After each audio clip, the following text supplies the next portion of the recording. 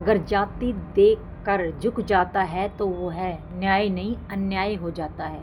उच्च शिक्षण संस्थानों के लिए यूजीसी के नए नियमों पर पुनर्विचार की ज़रूरत है। और जो ये डपलियाँ पीट रहे ज्ञान दे रहे हैं हमें, बोल रहे हैं कि कायदे से बाकी महिलाओं को भी हमारे पीछे आकर खड़ा हो जाना चाहिए, हम सब की लड़ाई लड़ रहे हैं। तो महोदया जी, हम आपको आज जोड़कर विनम्र भाव से करते हैं प्रणाम और आपको कहते हैं सॉरी फॉर दैट।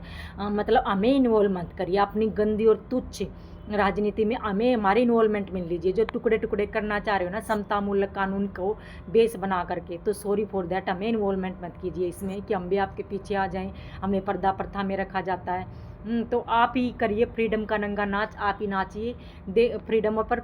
बेसिज हमें मत बनाइए 5,000 साल पहले के आंकड़ों के आधार पर, हमें बख्श दो प्लीज़। और कोई बेसिज उठा लो और मुद्दे उठा लो, हमें बख्श दो, हमने तुम्हारा क्या बिगाड़ा है। ठीक है, मैं कहना चाहूँगी उच्च शिक्षण संस्थानों के लिए यूजीसी के नए नियमों पर पुनर्विचार की ज़रूरत है। किसी भी जांच समिति का गठन इस आधार पर होना चाहिए कि पीड़ित कौन है और उत्पीड़ित कौन है, न कि इस आधार पर कि उनकी जाति क्या है। एक तरफ तो गला फाड़ फाड़ कर बोलते हो कि अपराधी का कोई धर्म या जाति नहीं होती है, तो फिर यह जाति देखकर कानून क्यों? प्रताड़ना का कोई धर्म या जाति नहीं होती है। केंद्रीय विश्वविद्यालयों में पैसे वाले छात्रों का एक ग्रुप होता है, ठीक है, उसमें सब जाति और धर्म के छात्र होते हैं।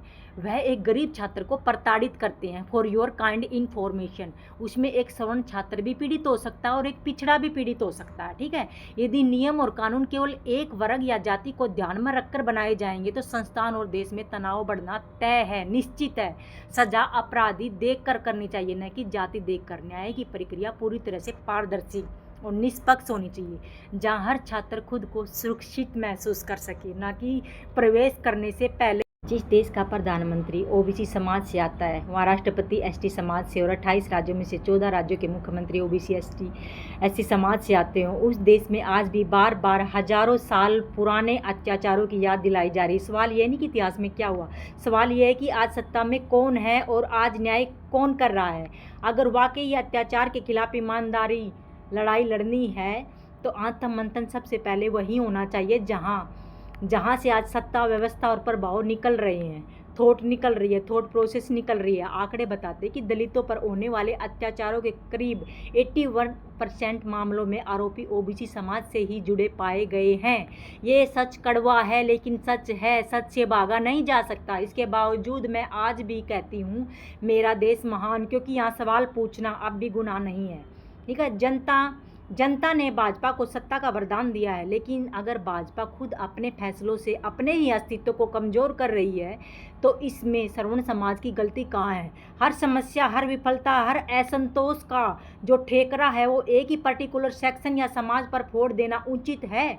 ये न राजनीति न समाधान, और अंत में एक टीस, एक सवाल, एक कविता, चाहे तिल लो या ताड़ लो राजा, राई लो या पहाड़ लो राजा, मैं अभागा मैं अभागी, श्रवण हूँ मेरा या मेरी, मेरा रोया रोया उखाड़ लो राजा।